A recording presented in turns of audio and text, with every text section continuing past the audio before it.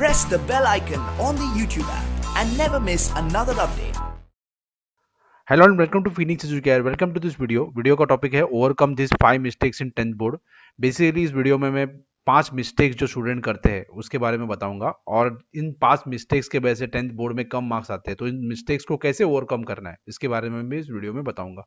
तो सबसे पहला जो मिस्टेक है, लैक ऑफ सेल्फ नॉलेज, कि बच्चों को खुद के बारे में नॉलेज नहीं होता है। सेल्फ नॉलेज मतलब क्या होता है कि मराठी में हम बोलते हैं स्वची ओळख।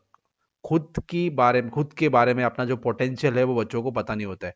इसकी वजह से क्या करते हैं बच्चे, अपने आप को अंडर एस्टिमेट करते हैं। अगर उनका स्कोर करने का पोटेंशियल होता है अगर 80%, लेकिन उनको पता ही नहीं होता है कि उनको कौन सा सब्जेक्ट उनका वीक है, कौन सा सब्जेक्ट उनका स्ट्रांग है।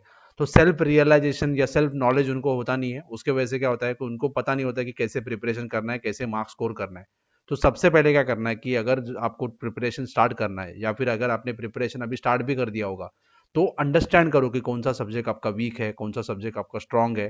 तो ये पता लगने के बाद आपको पता चलेगा कि कौन से सब्जेक्ट के ऊपर ज़्यादा आपको फोकस करना है। या सपोज एक सब्जेक्ट है, सपोज आप देखते हैं कि मराठी मराठी सब्जेक्ट है।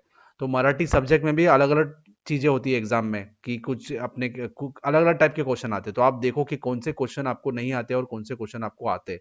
तो जो जो टाइप के क्वेश्चन आपको नहीं आते तो उसके ऊपर आपको ज़्यादा फोकस करना है, ज़्यादा पढ़ाई करना है, ताकि आपका स्कोर ज़्यादा है। तो ये सेल्फ नॉलेज होना बहुत इंपॉर्टेंट है। ये पता होगा तो ही आप अच्छा स्ट्रैटेजी बना सकते हो पढ़ाई का। Next is no study time table, no study routine. ये 80% बच्चों का ऐसा होता है कि उनके पास कुछ रूटीन नहीं होता है, कुछ टाइम टेबल नहीं होता है। जो मन में आया वो उठाते पढ़ाते, वो पढ़ते, जो बुक उठाते और पढ़ते। तो ऐसे नहीं करना है कि आपके पास देखो टाइम ही नहीं होता है, आपको स्कूल जाना पड़ता है। जिसने जिसने कोचिंग क्लासेस ज्वाइन किया तो कोचिंग क्लासेस जाना पड़ता है, तो कम टाइम मिलता है पढ़ाई करने के लिए, सेल्फ स्टडी करने के लिए। तो अगर आपका कोई रूटीन नहीं होगा, अगर आपका कोई स्टडी टाइम टेबल नहीं होगा, तो क्या होगा, आपके पास टाइम नहीं मिलेगा, आप कुछ भी पढ़ते रहोगे। आपका कुछ, जो मैंने बोला कि आपको पता होना चाहिए कि कौन सा सब्जेक्ट वीक है, कौन सा सब्जेक्ट स्ट्रांग है, तो ये आपको कुछ पता नहीं। ये पता भी होगा तो आप उसको पढ़ाई नहीं कर पाओगे उसके लिए। तो टाइम टेबल बनाना, एक रूटीन बनाना बहुत इंपॉर्टेंट है। ठीक है, तो आपका जो भी टाइम मिल रहा है आपको, उसको अच्छे से यूटिलाइज करना बहुत इंपॉर्टेंट है। तो बहुत सारे बच्चे नहीं करते, कि टाइम पास करते हैं, या उनके पास कुछ टाइम टेबल नहीं होता है, उसकी वजह से वो पीछे पड़ जाते हैं। Next is lack of discipline. अभी टाइम टेबल बना दिया, सब कुछ हो गया, लेकिन डिसिप्लिन नहीं है। डिसिप्लिन होना बहुत इंपॉर्टेंट है। कि अगर आपको ठीक से स्कोर करना है मार्क्स 10th में, तो आपको पता है कि 10th में आपके पास, अगर आप स्कूल जाते हो, कोचिंग क्लासेस जाते हो, तो आपके पास बहुत कम टाइम रहता है पढ़ाई करने के लिए, सेल्फ स्टडी करने के लिए। कम से कम आपके पास 1-2 घंटा ही रहता है दिन का। तो ये 1-2 घंटा ठीक से यूटिलाइज करने के लिए आपके पास डिसिप्लिन होना चाहिए। डिसिप्लिन मतलब क्या, कि अगर आप कोचिंग क्लासेस जाते हो, एक एग्जाम्पल लेते हैं, अगर आप कोचिंग क्लासेस जाते हो और आपका कोचिंग क्लासेस 3 घंटे का है, 3 घंटे के बाद जब ये कोचिंग क्लासेस छूटता है, तो बहुत सारे बच्चे क्या करते हैं, कोचिंग क्लासेस के बाहर टाइम पास करते हैं, अपने दोस्तों के साथ घूमते हैं, टाइम पास करते रहते हैं। तो ऐसे नहीं करना है। थोड़ा टाइम पास कभी ना कभी तो ठीक है। ठीक है, या संडे को आप जाके दोस्तों से मिलो, सैटरडे को जाके मिलो। ठीक है, लेकिन टाइम पास अगर आप करोगे, कोचिंग क्लासेस से घर आते आते 1-2 घंटा लगा दोगे, तो आपको टाइम नहीं मिलेगा पढ़ाई करने के लिए। तो ये डिसिप्लिन होना बहुत इंपॉर्टेंट है। डिसिप्लिन खाने में भी होना चाहिए, कि आपका तबियत खराब नहीं होना चाहिए, तो आप बाहर का खाना थोड़ा अवॉइड करो 10th में। ठीक है, या ओकेजनली कभी खाओ, बार बार मत खाओ, ताकि आपका तबियत ठीक हो।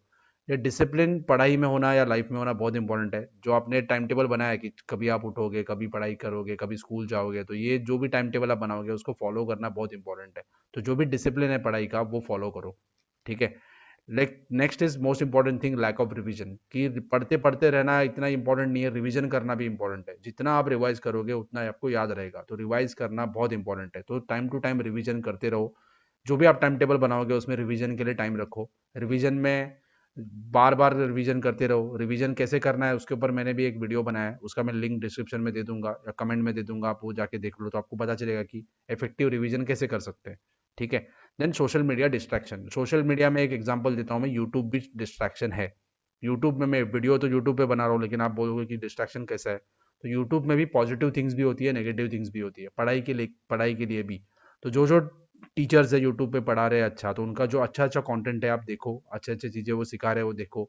बहुत सारे टीचर्स को मैंने देखा है कि वो क्लिक बेट टाइप वीडियो बनाते हैं, फालतू अपडेट देते रहते हैं, कि बच्चों को डराते हैं ताकि उनको न्यू व्यूज़ मिलते रहे। तो ऐसे लोगों से दूर रहो। जो जेन्युइन लोग हैं, जो अच्छे से अपडेट देते हैं, उनको फॉलो करो। तो बहुत सारे लोग को आपने देखा होगा कि बोर्ड का नया अपडेट ऐसे वीडियो डाल देते हैं, बोर्ड ने नया रूल बनाया, बोर्ड ने ऐसे किया वैसे किया। तो इनको फॉलो मत करो। जो भी बोर्ड का नया रूल आएगा वो आपको स्कूल से पता चलेगा, स्कूल वालों को वो इन्फॉर्म करता है बोर्ड। तो वहाँ से आपको पता चलेगा। ये वीडियोस देखते रहोगे तो आप ज़्यादा डरोगे, ज़्यादा आपको वो लोग फंसाएंगे, ज़्यादा व्यूज़ के लिए कुछ भी करते रहते हैं वो, तो ऐसे लोगों से अवॉइड, ऐसे लोगों को फॉलो करना अवॉइड करो। और दूसरा डिस्ट्रैक्शन होता है, जो भी आप स्नैपचैट यूज़ करते हो, इंस्टाग्राम यूज़ करते हो, उसको लिमिटेड यूज़ करो।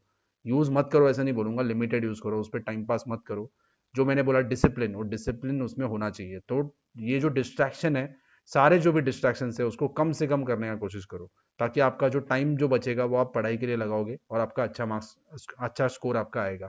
स्कोर करना बहुत इंपॉर्टेंट है ताकि आपको अच्छे कॉलेज में एडमिशन मिले 11th में। तो ये जो सारी चीज़ें आप अवॉइड करोगे तो आपका स्कोर अच्छा आएगा। I hope this video will be helpful to you. अगर ये वीडियो आपको पसंद आए तो आपके फ्रेंड्स के साथ भी शेयर करो, और ऐसे ही वीडियोज़ के लिए चैनल को सब्सक्राइब करो। Thank you for watching.